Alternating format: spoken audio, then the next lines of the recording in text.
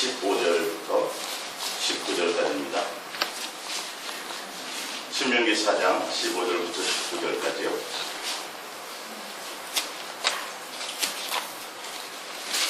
제 성경으로는 267쪽입니다. 신명기 4장 15절부터 19절까지의 말씀 우리 합독해 보겠습니다. 여호와께서 호렙산 불길 중에서 너희에게 말씀하셨는데 너희가 어떤 성과 보지 못하였으니 너희는 깊이 삼가라. 그리하여 스스로 묵되어 자기를 위해 어떤 형상들이든지 우상을 새겨 만들지 마라. 남자의 형상이든지 여자의 형상이든지 땅 위에 있는 어떤 짐승의 형상이든지 하늘을 나는 날개 가진 어떤 새의 형상이든지 땅 위에 있는 어떤 곤충의 형상이든지 땅 아래 물속에 있는 어떤 독의 형상이든지 만들지 말라. 또 그리하여 내가 하늘을 향하여 눈을 들어 해와 달과 별과 하늘 위의 모든 천체 곧 너희의 하나님 여호와께서 천하와 만물을 내어 배정하신 것을 보고 미혹하여 그것에 경배하며 섬기지 말라. 아멘. 할렐루야. 오늘 일사랑의 수동행과 회개와 회개에 합당한 열매의 두 번째 시간 우리 함께 은혜를 나눌까 합니다. 2015년이 무슨 해라 그러죠? 양의 해라 그러죠. 그래서 양의 새해에 보면 12월 31일 날 해돋이를 가가지고 많은 사람들이 뜨는 새해 해를 바라보면서 소원을 빌고 또 어떤 축복을 빌고 이번에 이제 양해 이것 때문에 대박 나야 됩니다. 부터 시작해서 양이 순하니까 복이 순한 게 그냥 넝쿨째 들어가야 됩니다. 근데 오늘 우리가 예수를 믿고 예수 하나님을 알지 못하는 것에서 나와서 회개하고 예수를 믿고 예수를 믿는데도 불구하고 오늘 지금 성경을 읽었지만 떠오르는 태양, 모든 삼라만상들, 모든 짐승들, 모든 것들은 다 하나님이 누구를 위해서 있게 하셨어요? 우리를 위해서 있게 하신 거예요. 그 별을 보고 태양을 보고 거기서 소원을 빈다면 그 순간 크나큰 죄악을 범합니다. 이것 하나하나를 놓쳐서는 안 돼요. 사실은 하나님이 항상 우리의 마음, 우리 자연의 모든 만물들 새를 우리 무슨 띠 뭐 이런 거 하잖아요. 그래서 띠의 성향을 가지고 얘기한다든지 양의 어떤 그 그래서 이번에는 양 저금통이나 양의 이런 것들이 굉장히 많이 팔린대요. 예, 사실은 그러니까 어떤 그런 우리 삶의 본질을 좀 그리스도인들은 그런 삶의 본질을 알아야 된다는 거예요. 내가 예수 믿어서 세상에 있다가 예수 회개하고 예수님께로 나왔어요. 나왔는데 나의 마음이 해돋이 가가지고 태양을 향해서 소원을 빌고 아직도 내 마음이 자기를 위하여 지금 나오겠잖아요. 자기를 위하여 자기의 만족을 위하여 자기 소원을 위하여 돌 앞에 내가 가서 절하지 않더라도 내 마음의 중심이 벌써 그런 것에 가 있다면 이거는 회개하는 게 아니라는 것이에요. 제가 지금 말씀드리려고 하는 것은 이제는 우리가 죄 때문에 지옥 가는 것이 아니라 주님을 사랑하지 않아서 지옥 가는 거라니까요. 그러니까 우리가 회개했다면 지난 첫 번째 시간에 말씀드린 것처럼 우리가 회개했다는 것, 유대 세례 요한이 요단강에서 세례를 베풀 때 유대인들과 바리새인들과 서기관들이 왔을 때 뭐라 그랬어요? 회개하라. 그리고 회개에 합당한 열매를 맺어라. 도끼가 나무 뿌리에 지금 놓여져 있다라는 거죠. 그들은 예수님을 아는 사람들, 그들은 성경의 박사들이에요. 또 종교의 지도자들이었어요. 근데 그들이 뭘 회개를 해요? 그리고 그 회개에 합당한 열매를 맺으라는 거예요. 세례요한이 뭔 얘기했을까요? 그 내용은 너희는 외식하는 자들. 종교적인으로 나와서 하나님을 찬양하고 하나님 앞에 예배하고 기도도 하고 금식도 하고 많은 걸 하지만 너희의 마음에 뭐가 없다는 거예요? 하나님에 대한 공경과 하나님에 대한 사랑이 없는 그것이 회개해져야 된다는 거예요. 종교적인 것을 얘기하는 것이 아니에요. 세례요한은 분명히 그들에게 그런 얘기를 했어요. 그래서 그 상태로 간다면 어떻게 된다고요? 지옥불에 들어간다고 되어 있어요. 그래서 빨리 너희는 돌이켜서 외식하는 것에서 돌이키고 종교적인 것에 대해서 돌이키고 완전히 돌이켜서 누구에게로요? 주님을 사랑하는 것에 대한 합당한 열매를 맺어라. 그렇지 않으면 안 된다는 겁니다.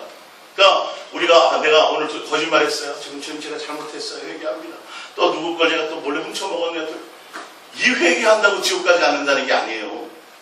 근본적인 거, 그 윤리와 도덕적인 거 이런 내가 회개를 많이 해도 근본적인 내 욕심에서 벗어나지 못하면 내가 세상을 사랑했던 사람이 세상에 속했던 사람이 온전히 예수께로 나오지 못하면 율법에 속해 있던 사람들이 복음으로인 예수 그리스도로 말미암아 나오지 못하면 이 모든 것들에 옛사람에서 새사람으로의 모든 삶의 방향이 바뀌지 않으면 절대 그걸 회개라고 말할 수 없다는 거예요. 그러니까 우리는 순간순간 뭐 잘못했어요, 뭐 했어요, 욕했어요, 이래 지금 이 정도의 수준을 논하는 게 아니라 주님이 내 안에서 임마누엘 하시고 내가 주님과 사귐이 있으면 내 안에서 주님이 말씀하신다는 거예요. 죄가 무엇인지 어떤 것이 이렇게 가르치시고 역사하세요. 그러니까 종교적으로 겉으로 드러나는 거 아니고 잘못해서 이 차원이 아니라, 그러니까 바리새인과 세리가 하나님 앞에 가서 기도를 했는데 바리새인은 뭐예요? 하나님께 의로움을 인정받지 못하고 세리는 인정받았어요. 바리새인은 도둑질했어요? 안 했어요? 안 했잖아요. 탐욕, 바리새인은 윤리와 도덕적으로 아주 깨끗한 사람이었어요. 근데 주님이 그를 용납하지 않더라고요. 그 뭐가 도대체 죄입니까? 죄의 근원이 뭡니까? 교회 한 번도 안 빠졌는데, 남의 거 토색한 것도 없는데, 저는 금식도 하고 11조도 하고 잘했는데요. 근데 주님은 뭐예요? 그래도 넌 죄인이다. 자기 의로움 속에 있더라.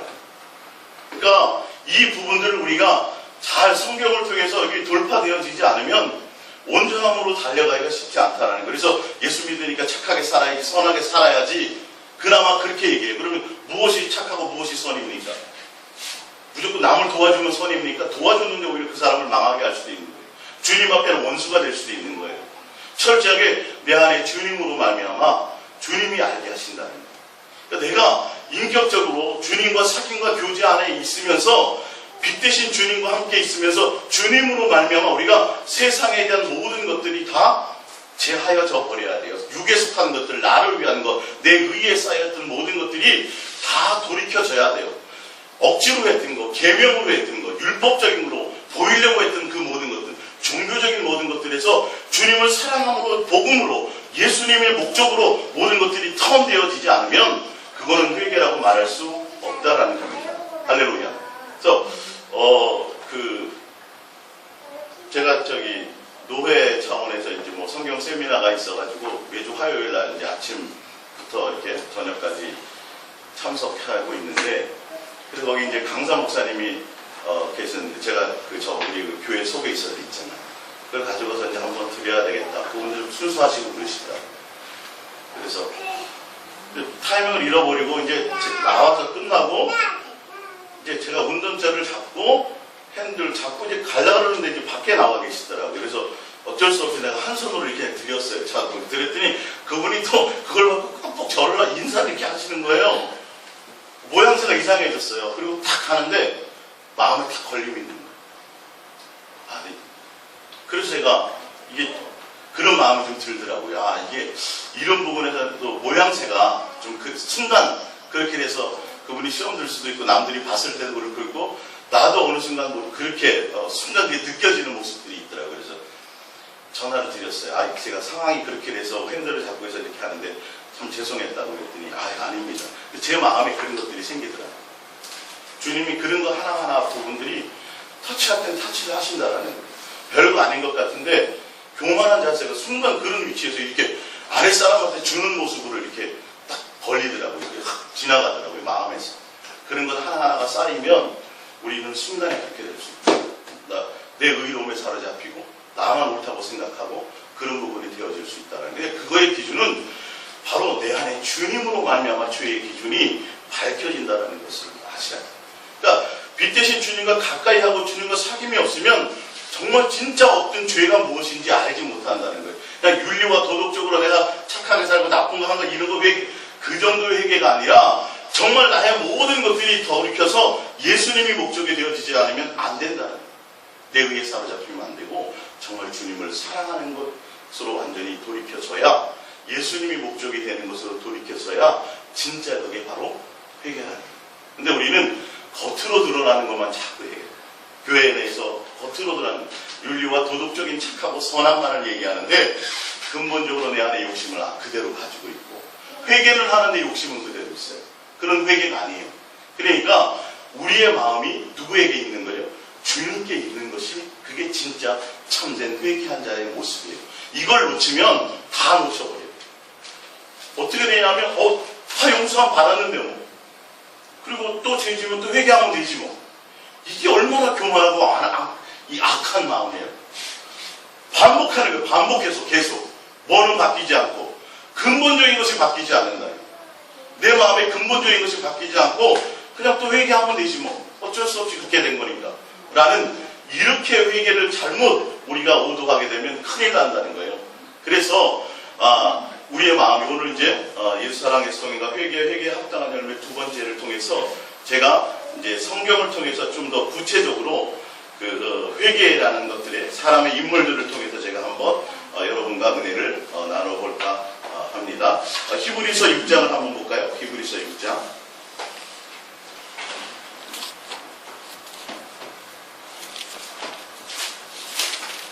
히브리서 6장 1절입니다.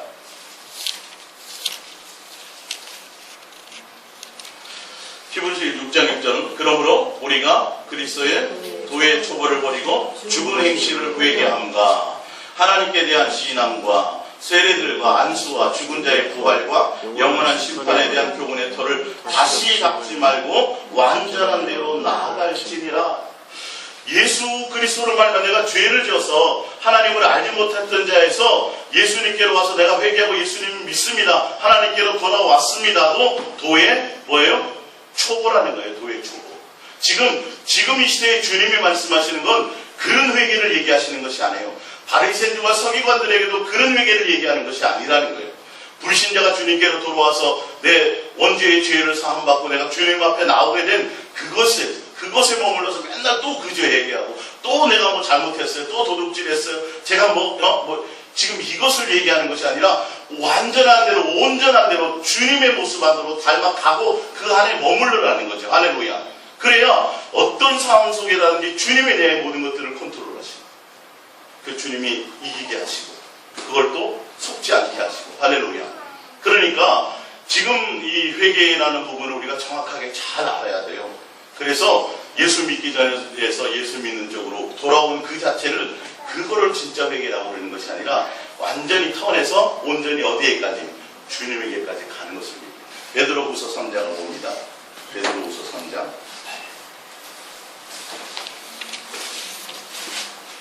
(3장) 8절입니다.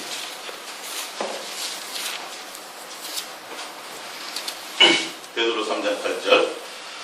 사랑하는 자들아, 주께서는 하루가 천년 같고 천년이 하루 같다는 이 한 가지를 잊지 말라. 주의 약속은 어떤 일들이 더디다고 생각하는 것 같이 더딘 것이 아니니라. 오직 주께서 너희를 대하여 오래 참으사 아무도 멸망하지 아니하고 다 회개하여 이르기를 원하시느니라.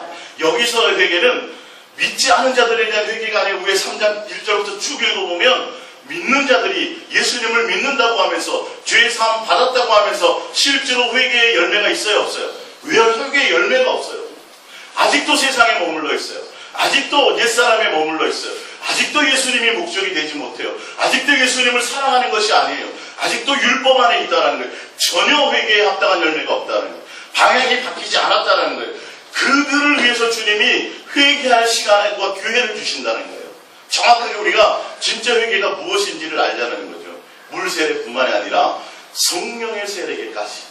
성령을 통해서 우리가 온전히 주님께로 모든 방향이 돌이켜지는 것까지 내가 예수님 믿습니다, 회개했습니다 하면서도 해돋이 바라보면 거기다 예를 들어서 소원을 빈다든지 양해에 우리가 양처럼 뭔가 대박을 이런 습관적으로 그런 속에 우리가 빠져 있다면 우리는 아직도 주님에 대해서 컨트롤 받는 자들이 아니라는 거예요. 전혀 삶이 틀린 거예요. 그거는 이거 하나하나를 예민하게 들을 수 있어야 돼요.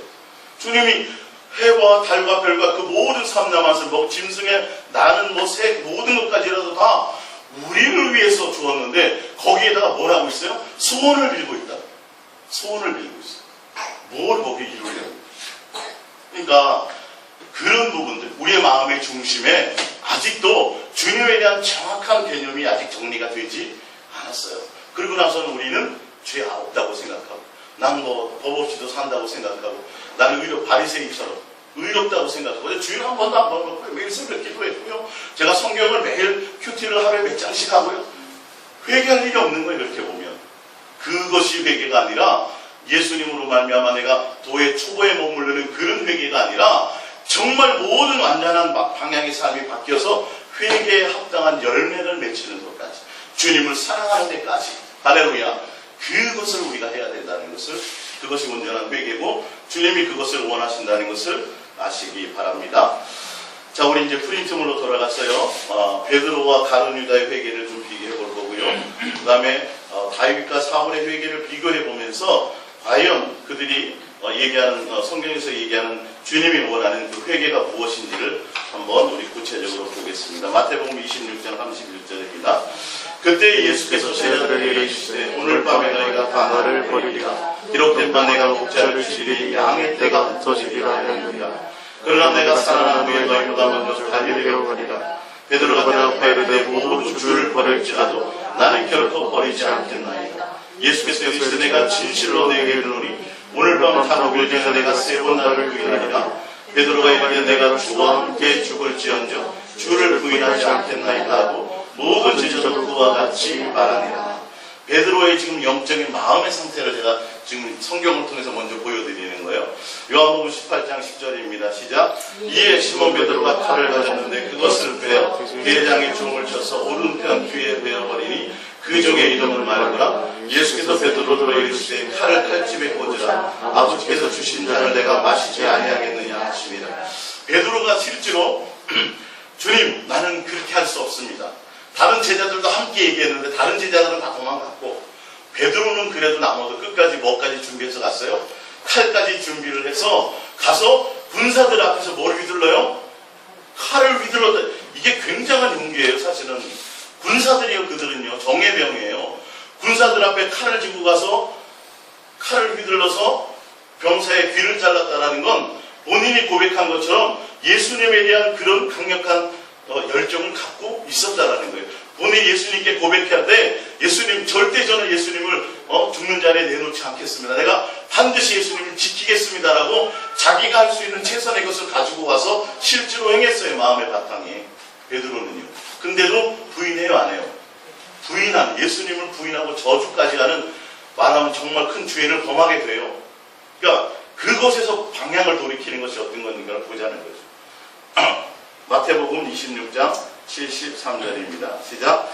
조금 후에 곁에 섰던 사람들이 나와 베드로에게 이르되 너도 진실로 그 도당이라. 내 말소리가 너를 표명한다 하거늘 그가 저주하여 맹세하게 이르되 나는 그 사람을 알지 못하노니 곧 닭이 울더라. 이에 베드로가 예수의 말씀에 닭 울기 전에 내가 3번 나를 부인하리라 하시니 생각나서 밖에 나서 심히 우곡하니라. 베드로가 죄를 졌어요. 예수님을 부인하는 죄를 졌어요. 그리고 예수님의 얼굴을 보면서 예수님이 말씀하셨던 그 3번 닭 울기 전에 내가 나를 3번 부인하리라는 그 말씀이 생각하는 후회한 것이 아니에요. 본인의 마음은 그렇지 않은데, 본인의 생각은 그렇지 않은데, 이게 본인의 마음과 결단과 생각으로 되지 않는 어쩔 수 없는 자신의 그 연약한 모습을 보면서 통곡한 거예요. 후회한 것이 아니에요. 본인의 마음은 온전히 주님에 대한 온전한 마음이 있었어요. 근데 주님은 그 과정을 거치게 하는 거죠. 왜? 우리의 노력과 우리의 수고와 우리의 것으로 되는 것이 아니다. 베드로가 경험해야 된다는. 그래서 베드로에게서 다른 걸 빼는 게 아니에요. 베드로에게서 의리를 빼면 시체. 베드로는 다른 건 몰라도 그거 하나만큼은 12제자 중에 최고를 갖고 있었어요. 내가 적어도 다른 건 모른다. 내가 좀 무식하긴 했지만 예수님을 사랑하는 이 강력한데 이 열정만큼은 어느 누구에게도 뒤지지 않아. 근데 예수님을 강력하게 부인해버리죠. 그 자기가 가졌던 그 의로움이 무참하게 짓밟히는 그 상황을 보게 되죠. 본인의 의지와 상관없이. 그러면서 결국은 나는 이 정도밖에 되는 것이 안 되는구나. 내 신앙과 내 믿음, 주님을 향했던 그것이 아무것도 아니었구나. 내 의는 아무것도 없구나. 주님이 아니면 안 되는구나를 심히 통곡하며 자신의 그 모습을 보기 시작하는 거예요. 자신의 모습을 발견하는 거예요. 주님 앞에서의 자신의 모습. 자, 그런지 안 그런지를 볼게요. 요한복음 20장 6절입니다. 그래서 예수님은 잡혀서 십자가에 돌아가셨어요. 20장 6절. 시몬 베드로는 따라와서 무덤에 들어가 보니 세마포가 놓였고 또 머리를 썼던 수건은 세마포와 함께 놓이지 않고 딴 곳에 쌌던 대로 놓여있더라. 그때야 무덤에 먼저 갔던 그 다른 제자도 들어가 보고 믿더라. 그들은 성경에 그가 죽은 자 가운데서 다시 살아나야 하리라 하신 말씀을 아직 알지 못하더라. 이에 두 제자가 자기들의 집으로 돌아가니라. 19절. 이날 곧 안식구 전날 저녁 때 제자들이 유대인들을 두려워하여 모인 곳에 문들을 닫았더니 예수께서 오사 가운데 서서 이르시되 너희에게 평강이 있을지어다. 이 말씀을 하시고 성과 옆구리를 부으시니 제자들이 주를 보고 기뻐하더라. 베드로가 막달라 마리아가 와가지고 예수님이 무덤이 비었어요. 그랬더니 누가 제일 먼저 가기는 누가 요한이 먼저 갔어요. 근데 그걸 따라잡고 제일 먼저 무덤가에 가서 무덤 안에 그냥 아무 생각 없이 첫 번째로 들어갔던 사람이 누구냐면 베드로예요. 부인했었어요. 베드로는 주님을 실제로 부인했는데 그의 마음의 중심에는 뭐였어요? 주님이 무덤에 주님이 계시지 않아.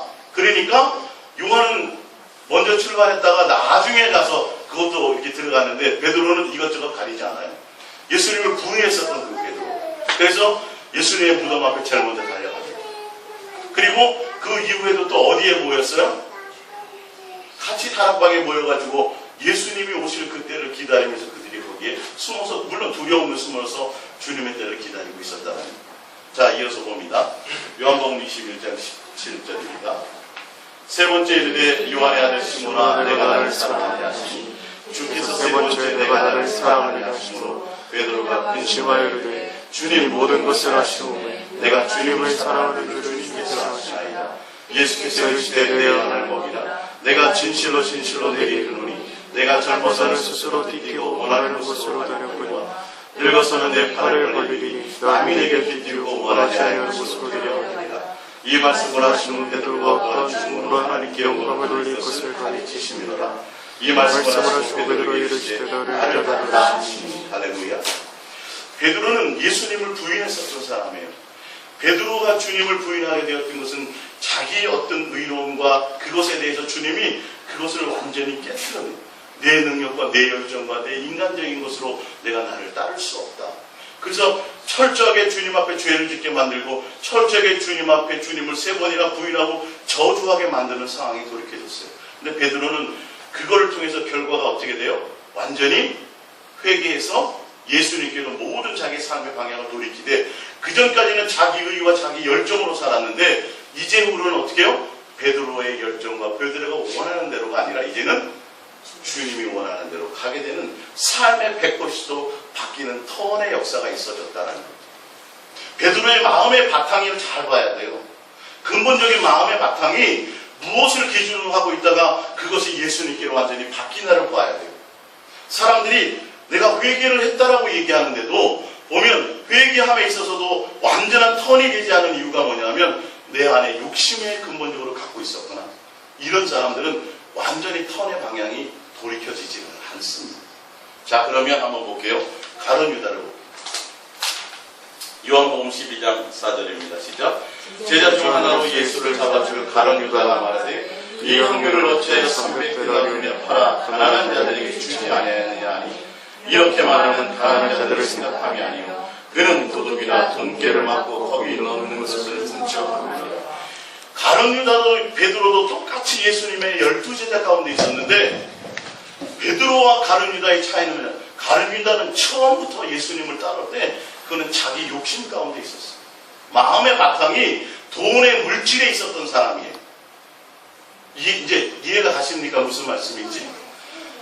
그의 마음에 그것이 있어서 똑같이 예수님을 따르고 또 회개할 수 있는 기회가 분명히 주어졌음에도 불구하고 가룟 유다의 마음의 바탕은 예수님이 아니라 돈이었었다는 거예요. 자, 마태복음 26장 14절을 볼게요.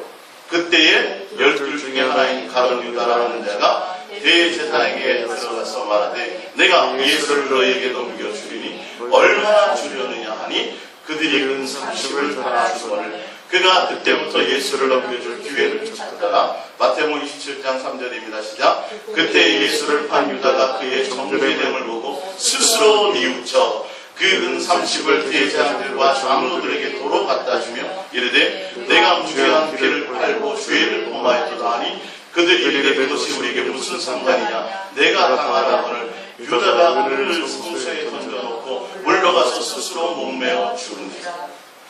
유다가 지금 회개한 겁니까? 후회한 겁니까? 후회한 거예요. 스스로 돌이켜.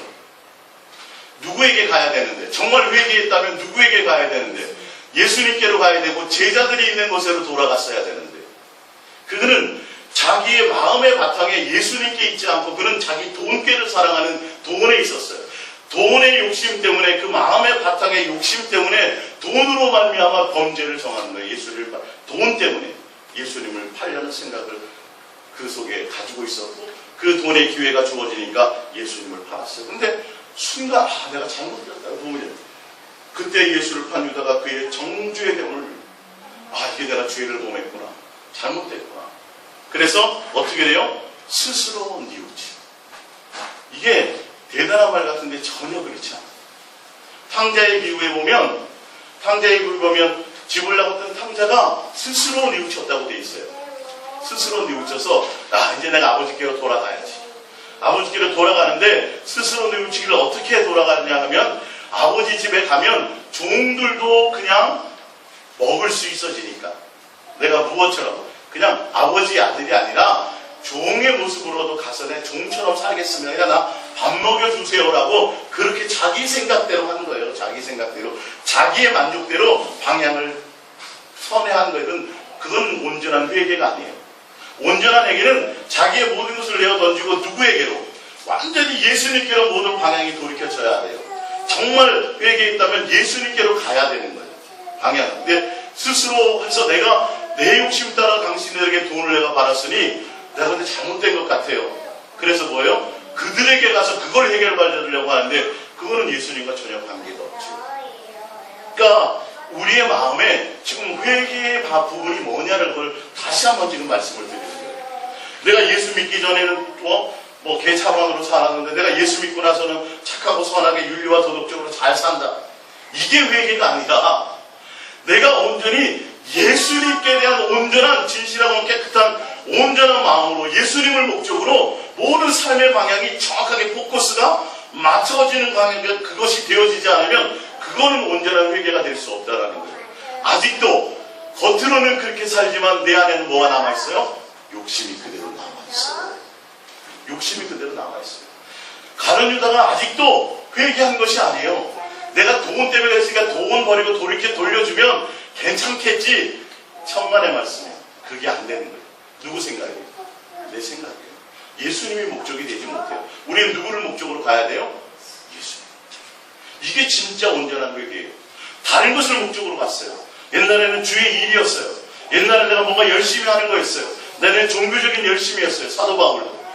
저 열심히 특심이었어요. 근데 그의 방향이 돌이켜야 안 돌이켜요? 누구로요? 예수. 하나님의 교회의 열심이었던 그가 완전히 목적이 누가 되냐면 바로 예수님이 되는 거예요. 사역이 아니에요. 일이 아니에요. 내가 예전에 예수님을 알지 못했다가 내가 다른 깡패짓을 했다가 이제 내가 예수님을 믿고 나서 이제 주의 일을 해야 되겠습니다. 나가서 그 자체가 깡패짓 하다가 예수님께로 나와서 주의 일을 하면 회개죠. 그렇죠? 우리가 생각하는. 근데 일이 아니라 누가 돼야 된다고요? 예수님이 목적으로 가는 온전함으로 나가지 못하면 그거는 회개하는 것이 아니에요. 회개에 합당한 열매가 아니에요. 회개에 있다면 회개에 합당한 열매가 있어야 되는데 그 열매가 뭐냐면 주님에 대한 사랑이에요. 사랑의 열매가 내 속에 맺혀져야 돼요. 주님과의 관계는 사랑의 관계가 내 속에 있어져야 돼요. 그것까지가 회개의 온전함이에요. 할렐루야. 이것을 되지 않으면 성경은 지금 그런 것들을 얘기하는데 내가 옛날에 이런 거 하다 이것 그 정도 옛날 술 담배 하다가 술 담배 끊었습니다. 이런 차원의 것이 아니라 그것을 벗어나서 더 깊은 힘으로 온전함으로 나가야 되는 합당한 열매, 도의 초보가 아니라 온전함으로 나가야 되는 누구요? 예수 그리스도 안에 머무르는 겁니다. 그분의 온전한 사랑 안에 머무르는 겁니다. 그분과 함께하는 겁니다. 그 빛 대신 주님 안에 있는 것입니다. 할렐루야. 그래서 절로 죄가 내 속에서 멀어지는 거예요. 근본적인 것이 바뀌어지지 않고 위에서 흙탕물이 내려오면 맨날 물만 퍼낼 것이 아니라 흙덩어리를 제거해야지 근본적인 것이 바뀌어야 되는데 근본적으로 내가 예수화되지 않은 것, 근본적으로 복음화되지 않은 것, 예수님을 온전함으로 목적으로 삼고 예수님을 사랑하는 쪽으로 내 모든 것들이 턴되어지지 않으면 끊임없이 그것은 회개하고 또 회개해도 맨날 똑같은 짓이에요. 또 맨날 후회만 하다가 끝나는 거예요. 또 잘못했어요. 또 이랬어요. 또 실수했어요. 맨날 이러다가 끝나는데 베드로는 완전히 턴을 했어요? 안 했어요? 확실히 주님께로 턴을 했다고 했어요. 예수님이 목적이었어요. 그의 마음에 닿던 가룟 유다의 마음의 바탕과 베드로의 마음의 바탕 차이가 있다는 것을 아시기 바랍니다. 자, 우리 사도행전 2장 25절로 볼게요.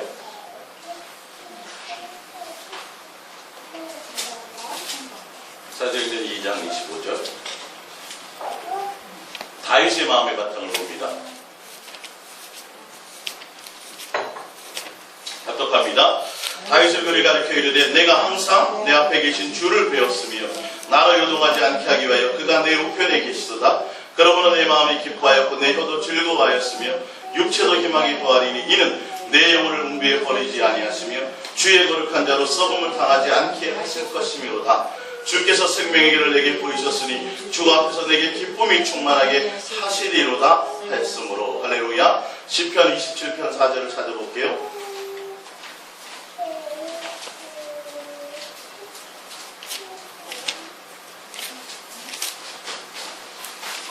시편 27편 4절.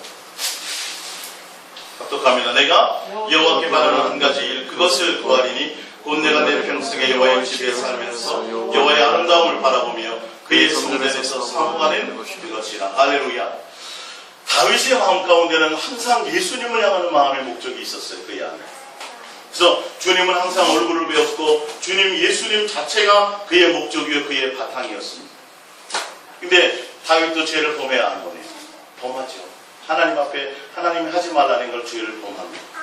주님을 향하여 달려감에 있어서도 주님이 목적이었음에도 불구하고 그는 죄를 범해요. 그래서 그 죄로 말미암아 나중에 다윗도 그렇고 사울도 죄를 범해서 다윗의 회개와 사울의 회개의 모습을 우리는 보자는 거예요. 이것을 보면서 진정한 회개, 주님께서 원하시는 회개, 무엇을 원하시는 거고 회개가 의미가 무엇인지 우리가 한번 보겠습니다. 사무엘상 프린트물에 보시면 사무엘상 15장 12절을 보겠습니다. 사무엘이 사울을 만나려고 아침에 일찍 일어났더니 어떤 사람이 사무엘에게 말하기를 사울이 갈멜에 이르러 자기를 위하여 기념비를 세우고 발길을 올려 길갈로 내려갔다 하는지라. 자, 사울이 맨 처음에는요 굉장히 수줍은 사람이었어요.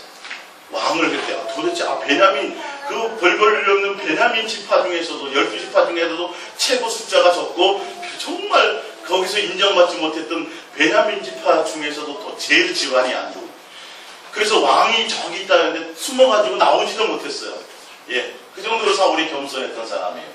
근데 주님이 기름 붓고 나서 그에게 이제 기름 붓고 나서 그걸 감당할 능력이 임했던 거예요. 성경에 자세히 보면 나오는데 그래서 전쟁에 나가서 승리하고 막 하기 시작합니다. 그랬더니 마음에 뭐가 들었어요? 예수님이 목적이 되지. 그게 예수님이 목적이 아니에요. 누가 목적이에요? 자기.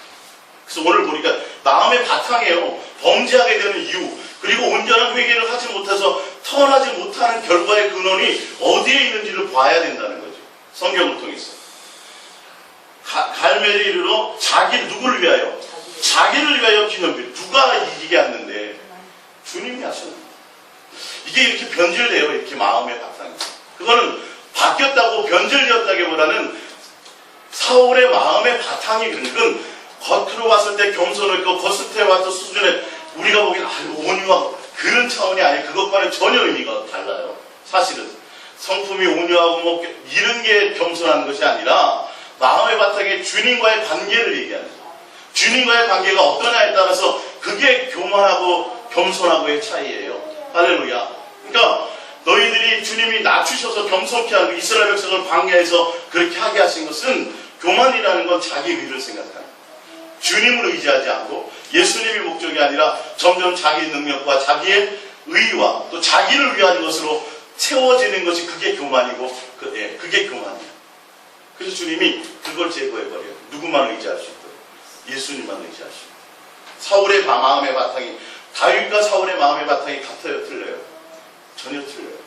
다윗은 끊임없이 주님과 동행해서 주님에 대한 동행, 이제 제가 다음 시간에 이 부분을 좀 더 다윗하고 솔로몬하고 제가 더 좀 자세하게 깊이 있게 좀 설명을 드리시면 이제 이 부분과 함께 같이 이제 이해가 되실 터인데 다윗이 15살에 기름 부음 받고 22년 동안 왕이 되지 못하고 쫓겨다니는 그 과정에서 주님이 계속 동행하셨어요.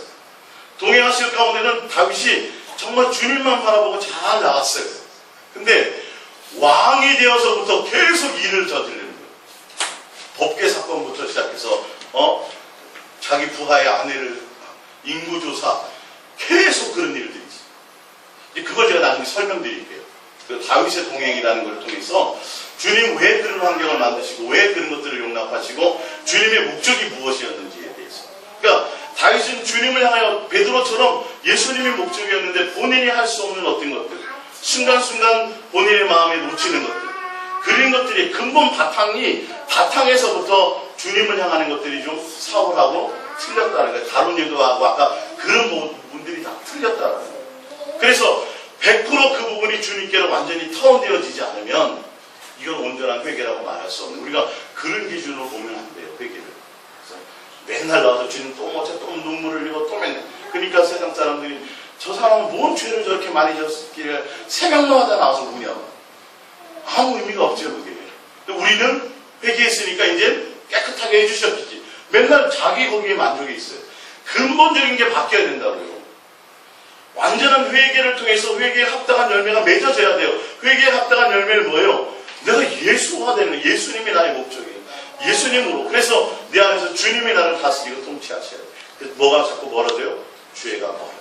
자꾸 주님이 옛날에는 아무 생각 없이 그냥 저질렀는데 내 안에서 주님이 턱턱턱턱 제동을 거시고 내 마음에서 그런 거예요. 이 부분이에요. 내가 빛 대신 예수님께로 온전하게 목적으로 가 있지 않으면 회개를 온전히 할 방법이 없고요. 회개에 합당한 열매를 맺을 방법이 없어요. 지금 이거를 제가 말씀드리려고 그러는 거예요. 내가 뭐 잘못해서 누구랑 싸웠어요. 또 남편한테 대들었어요. 잘못했어요. 회개. 지금 이런 것 갖고 하는 게 아니라 그거는 구원하고는 전혀 사실 상관이 없죠. 사실은 내 안에 주님을 떠나 있다가 주님께로 온전히 들어와서 내 안에 예수로 채워져 있느냐. 할렐루야. 그래서 끊임없이 우리가 주님을 사랑하며 달려가는 것이 회개에 합당한 열매를 맺고 가는 거예요. 할렐루야. 회개에 합당한 열매는 예수님을 향하여 사랑의 관계로 계속 달려가는 게 회개에 합당한 열매를 맺는 거라니까요. 성경은 다 그 얘기를 하는데 성경은 회개도 얘기하고 뭐도 얘기하고 뭐도 많은 얘기를 한다. 아니요. 예수님만을 사랑하라 한 가지만 얘기하는 거예요. 그게 온전한 회개에 대한 합당한 열매를 맺는 것입니다. 사무엘상 15장 3절, 11절을 보면 사무엘상 15장 11절 내가 사울을 왕으로 세운 것을 후회하노니 그가 돌이켜서 나를 따르지 아니하며 내 명령을 행하지 아니했음이니라 하시니라. 사무엘이 근심하여 온 마음을 여호와께 부르짖으니라. 그리고 이제 12절에 만나러 갔더니 사울을 만나러 갔으며 일찍 일어났더니 어떤 사람이 사무엘에게 말하여 이르되 사울이 갈멜에 이르러 자기를 위하여 기념비를 세우고 발길을 돌려 길갈로 내려갔는지라. 이렇게 나오죠. 사무엘상 15장 3절을 봅니다. 지금 가서 아멜렉을 쳐서 그들의 모든 소유를 남기지 말고 진멸하되 남녀와 소아와 젖 먹는 이야기와 우양과 낙타와 나귀를 죽이라 하셨나이다 하니 사울과 백성이 아각과 그의 양과 소의 가장 좋은 것 또는 기름진 것과 여호와의 어린 양과 모든 것을 남기고 진멸하기를 즐겨 아니하고 가치 없고 하찮은 것은 진멸하니라. 19절 어찌하여 왕이 여호와의 목소리를 청종하지 아니하고 탈취하기에만 급하여 여호와께서 악하게 여기시는 일을 행하셨나이까. 사울이 사무에게 이르되 나는 실로 여호와의 목소리를 청종하여 여호와께서 보내신 길로 가서 아말렉 왕 아각을 끌어왔고 아말렉 사람들을 진멸하였으나 다만 백성이 그 마땅히 멸할 것 중에서 가장 좋은 것으로 길갈에서 당신의 하나님 여호와께 제사하려고 양과 소를 끌어왔나이다 하는지라. 사울의 마음의 바탕이 하나님에 대한 온전함이 아니고 하나님에 대한 온전한 공경함과 하나님에 대한 마음이 아니라 그들이 이스라엘 백성들을 통해서 내가 이렇게 했다. 자기 주도적으로. 그러니까 주님에 대한 중심의 마음이 사울에게는 없었어요. 마음의 바탕이. 주님이 세워주셨음에도 불구하고. 그러니까 그의 행위가 분명히 누가 그렇게 했어요. 사울이 그렇게 한 거거든요. 근데 나중에 누가 했다고 그래요? 백성들이 했다고 얘기해요. 먼저 사울하고 백성들하고 같이 한 거예요. 사실은 죽이지 마라 이렇게 해놨던 거예요. 그거 나중에 하나님 앞에 제사하는 거는 누구 멋대로? 자기 멋대로. 하나님에 대해서 대한 그 생각이 없어요. 마음의 중심에. 자, 상태에서 지금 그렇게 범죄했으면 어떻게 해야 돼요? 이제 온전한 회개를 해야 되죠. 자, 우리 봅니다. 사무엘상 15장을 찾아볼게요.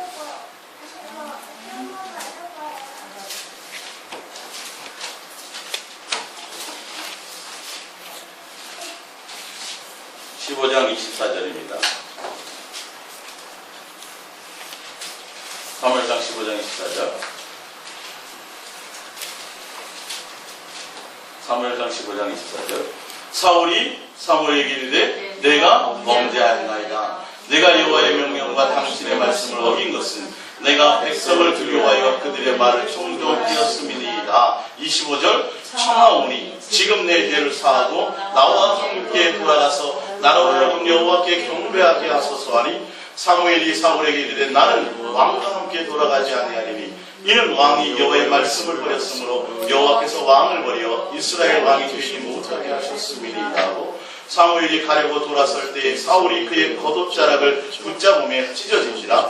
사무엘이 그에게 이르되 여호와께서 오늘 이스라엘 나라를 왕에게 떼어 왕보다 나은 왕의 이웃에게 주셨나이다. 이스라엘의 지존자는 거짓이나 변개함이 없으시니 그는 사람이 아니심으로 결코 변개하지 않으심이니이다 하니 30절. 사울이 이르되 내가 범죄했을지라도 이제 참옵나니 내 백성의 장로들 앞과 이스라엘 앞에서 나를 높이사 나와 함께 돌아가서 내가 당신의 하나님 여호와께 경배하게 하소서 하더라. 이에 사무엘이 돌이켜 사울을 따라가며 사울이 여호와께 경배하니라. 이게 회개한 거예요. 회개 아니에요. 예수님이 목적이 아니에요. 누가 목적이에요? 끝까지 내가 잘못했어요. 잘못했는데 백성들 앞에서 내 왕의 권위를 좀 세워줘. 자기가 목적. 이건 회개가 아니에요. 주님이 인정해요, 안 해요? 전혀 받아들이지 않죠. 이거보다 더 큰 일을 범했어요. 다윗도 똑같이 범했죠. 그렇죠? 청부살인을 했고 거짓말을 했고 하여튼 그래서 그 죄에 대한 대가를 하나님이 다 치르셨잖아요. 다윗에게. 그러나 다윗이 내가 죄를 잘못했습니다. 자, 이제 뒤에 나오지만 자백했을 때 하나님 용납하셨어요? 안 하셨어요? 하셨어요. 다윗이 회개할 때 하나님 용납하셨어요. 사울이 회개할 때는 하나님이 받아들여요? 안 받아들여요? 안 받아들이면 마음의 바탕이 있다는 거예요.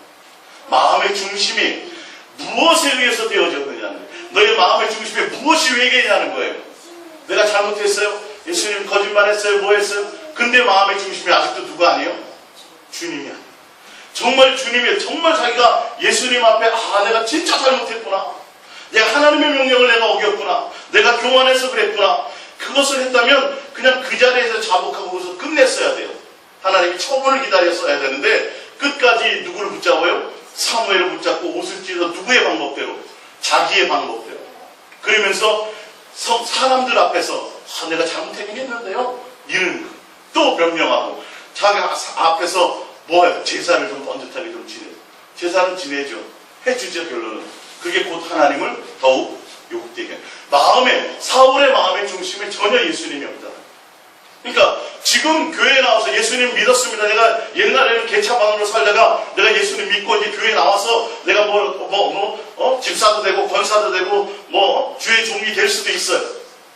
가는데 그의 마음의 목적이 예수님이 되어지지 않으면 회개에 합당한 열매가 아직 맺혀진 것이 아니라니까요. 사울과 똑같은 것이라니까. 이게 포장만 그렇게 한 것이라고요. 주님은 그걸 회개로 받아요, 안 받아요? 안 받죠. 근본이 바뀌지 않은 것을 어찌 받아요? 그래서 끊임없이 성경은 옛사람에서 새사람으로 바뀌어져야 된다고 얘기해요. 율법의 사람에서 종처럼 억지로 보이려고 종교적으로 했던 사람에서 주님을 사랑함으로 예수님이 목적이 되는 것으로 율법에서 복음으로 완전히 바뀌어져야 된다고 성경은 얘기하고 있다는 거예요. 이게 회개에 합당한 열매예요. 근데 문구 하나 안 틀리고 다윗도 똑같이 회개를 해요. 근데 결과는 전혀 틀려요. 그 죄의 대가는 다 치르고요. 주님이 다윗의 회개는 하나님이 받아주시더라고요. 그 마음이 바탕. 다윗이 고백하는 회개의 내용이 좀 틀립니다. 봅니다. 사무엘하 12장 1절을 볼게요.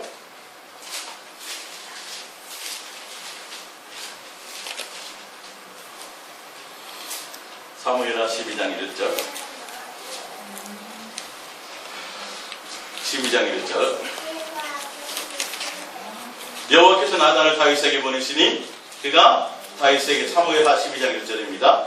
그가 다윗에게 가서 그에게 이르되 한 성읍에 두 사람이 있는데 한 사람은 부하고 한 사람은 가난하니 그 부한 사람은 양과 소가 심히 많으나 그러면서 뭘 들어요?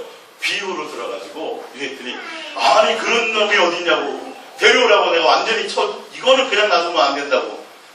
결론은 다윗은 순간에 미혹당했어. 본인이 이것이 뭔지를 몰라요. 죄인지를 몰랐던 거예요. 사실 알고 보면. 순간에 항상 주님과 동행하며 주님께 마음이 있어야 되는데 순간 내가 주님에 대해서 시선을 떼는 순간 미혹이 딱 왔을 때, 낚싯밥이 딱 왔을 때 그냥 그대로 미혹당해버렸어요. 그래서 그 순간에는 뭐도 몰랐어요. 자기가 죄를 지은 것조차도 몰랐어요. 그렇게 몰랐어요. 근데 나단이 와서 얘기를 책망을 해야 해요. 자, 10절 이제 내가 나를 업신여기고 햇사람의 우리의 아내를 빼앗아 내 아내로 삼았은즉 칼이 내 집에서 영원토록 떠나지 아니하리라 하셨고 여호와께서 또 이와 같이 이르시기를 보라 내가 너와 내 집에 재앙을 일으키고 내가 내 눈앞에 내 아내를 빼앗아 내 이웃들에게 주리니 그 사람들이 내 아내들과 더불어 백주에 동침하리라. 너는 은밀히 행하였으나 나는 온 이스라엘 앞에서 백주의 일을 행하리라 하셨나이다 하니 13절에 그때서 아이고 내가 그것이 어마어마한 죄였고 순간에 미혹되어서 정말 하나님 앞에 범죄한 것조차도 모를 정도로 무디어 있었어요. 다윗은. 근데 하나님의 음성을 딱 듣는 순간 어떻게 돼요? 완전히 타원해버려요. 완전히 순간에 타원해버려요. 항상 다윗의 목적은 누구였어요? 예수님이었어요. 자기 죄의 문제가 아니었어요. 사실. 저는 정말 제가 잘못했어요. 정말 제가 죄를 지었군요. 내가 항상 주님께 목적이 있어야 되는데 내가 주님의 시선을 떼고 동행해서 내가 떠나 있는 마음을 주님께 드리지 못하는 순간 내가 미혹되어서 이렇게 마비되어서 내가 이렇게 크나큰 죄를 범했군요. 저는 어떻게 돼도 괜찮습니다. 예수님이. 그 죄가를 내면 다 받겠습니다. 어떤 처벌을 내리신지 저는 다 받겠습니다. 그러면서 누구에게로 돌아가요? 예수님께로. 보세요. 13절 다윗이 나단에게 이르되 내가 여호와께 죄를 범하였노라 하며 나단이 다윗에게 말하되 여호와께서도 당신의 죄를 사하셨나니 당신이 죽지 아니하리라. 똑같이 사울도 내가 죄를 범했습니다. 다윗도 내가 죄를 범했었는데 사울의 죄를 범했습니다 할 때는 전혀 하나님이 용납하시지 않는데 다윗이 딱 하는 순간에 그냥 하나님이 다 모아졌다는 거예요. 그 당신이 지금 회개해서 주님께로 완전히 돌이킨 것을 모아졌다는 걸 받으셨다는 거예요. 회개. 자, 시편 51편을 찾아봅니다.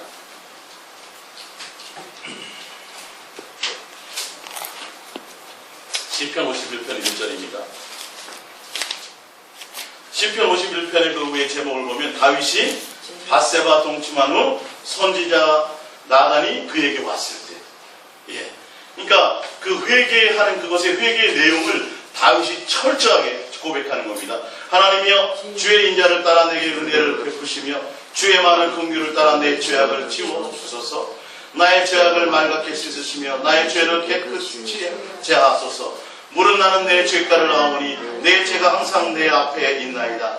내가 주께만 범죄하여 주의 목전에 악을 행하였사오니 주께서 말씀하실 때에 의로우시다 하고 주께서 심판하실 때에 순전하시다 하리이다. 내가 죄악 중에서 출생하였으며 어머니가 죄 중에서 나를 잉태하였나이다. 보소서 주께서는 중심이 진실함을 원하시오니 내게 지혜를 은밀히 가르치시리이다. 무슨 말이냐면 나는 이렇게 죄악 중에서 출생한 정말 연약하고 보잘것없는 죄인 중에 죄인이옵니다. 진짜 저는 근본이 죄에 속해 있던 사람입니다. 이렇게 저는 보잘것없는 나의 인생이었습니다. 이거예요. 자기 스스로를 주님 앞에 고백하는 거예요. 자기의 모든 것들을. 자기의 근본적인 중심을. 그래서 7절 우슬초로 나를 정결하게 하소서. 내가 정하리이다. 나의 죄를 씻어주소서. 내가 눈보다 길이이다. 내게 즐겁고 기쁜 소리를 들려주시사 주께서 꺾으실 뼈들도 즐거워하게 하소서. 주의 얼굴을 내 죄에서 돌이키시고 내 모든 죄악을 지워주소서. 10절입니다. 하나님이여 내 속에 정한 마음을 창조하시고 내 안에 정직한 영을 새롭게 하소서. 나를 주 앞에서 쫓아내지 마시고 주의 성령을 내게서 거두지 마소서. 할렐루야. 다윗은 자기 죄의 용서보다 더 중요한 건 무엇을 두려웠어요? 주님이 나에게서 떠나갈까 봐. 주님이 나에게. 내가 잘못해서 좀 용서해서요. 그래서 죽이지도 않고 자기의 모든 것을 덮어줌을 주님이 원하시는 것이 아니라 다윗은 예수님이 목적이었었는데 주님의 그 은혜로 말미암아 나는 태중에 죄 가운데서 내가 잉태되어서 죄 가운데 출생한 나는 죄인입니다. 연약하고 보잘것 없는 인생이었습니다. 그러나 주님이 나를 사람 만들어 주셨는데 내가 죄를 범했습니다. 나를 새롭게 하여 주옵소서. 재창조하여 주옵소서. 할렐루야. 그러면서 주님 나에게서 돌아가지 마시고 내 성신을 주님 나에게서 떠나가지 마소서. 난 누가 필요하다는 거예요? 주님입니다. 그 마음과 모든 고백을 주님이 하시고 그냥 그 회개를 받아들지 않아요. 그게 회개에 합당한 열매라. 정확하게 누가? 예수님이 목적이 되었습니다. 옛날에는 예수님이 목적이 아니었는데 예수님이 목적이 되어요. 옛날에는 내가 깡패로 살다가 교회에 와서 이제는 주의 일을 하는 게 회개가 아니라 목사가 되고 뭔가 되는 게 그게 회개가 아니라 옛날에는 세상에 속했던 사람이 이제는 누구에게까지 가야 돼요? 예수님을 사랑하며 예수님이 목적이 되고 주님과 함께하고 할렐루야. 그곳으로까지 온전히 가야 그에게 합당한 열매를 맺게 되는 것이라는 거예요. 주님은 그런 자를 지금 기다리고 그런 자들이 그렇게 회개할 수 있기를 주님이 하루가 천년같이 천년이 하루같이 뭐하고 계세요? 기다리고 계시다. 그러니까 예수님을 향하여 달려가는 이것이 회개에 합당한 열매를 맺는 온전함으로 주님을 향하여 달려가는 것이 되는 것입니다. 하시기 바랍니다. 오늘 베드로와 가룟 유다, 사울과 다윗의 이 실질적인 성경의 그 인물들을 통해서 주님께로 돌아가니까 사울은 처음부터 주님이 목적이 아니었어요. 변질된 게 아니라 사실은 그의 마음의 바탕 그것이 있는 것들이 그냥 잘하는 거예요. 상황과 환경이 되어버리니까 그것이 드러나버려요. 그래서 죄를 얻었음에도 내가 지적해주는데 선지자가 와서 지적해주는데도 불구하고 그 근본 것이 지금 무엇이 잘못된지는 알아요 몰라요? 그걸 모르는 거예요. 뭐만 벗어나기 원해요? 이 상황만 벗어나기 원해요. 후회예요 후회. 누구처럼? 아까 가룟 유다처럼. 가룟 유다의 근본 바탕에 예수님을 따라다녔는데 예수님의 말씀에 전혀 사네. 12제자는 제자인데 무엇 때문에 따라다녔어요? 돈 때문에 따라다녔어요. 그러니까 전혀 주의 말씀하고는 상관이 없어요.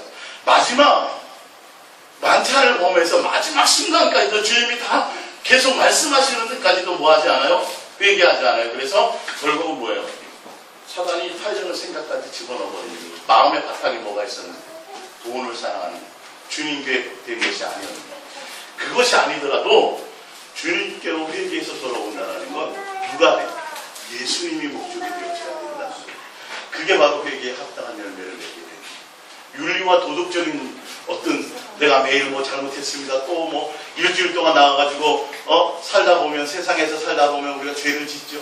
그거 지금 그 정도의 반복하는 회개 그걸 회개라고 말하지 않는다는 거예요. 뭐가 바뀌어야 돼요? 근본이 바뀌어요. 온전히 예수님이 목적이 되는 것으로 근본적인 것이 바뀌지 않으면 그거는 계속 어떻게 돼요? 반복되어져요. 양심에 화이 맞아요.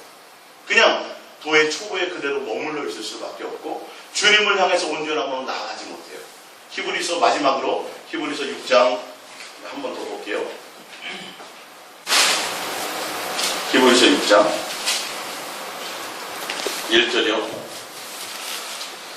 히브리서 6장 1절입니다.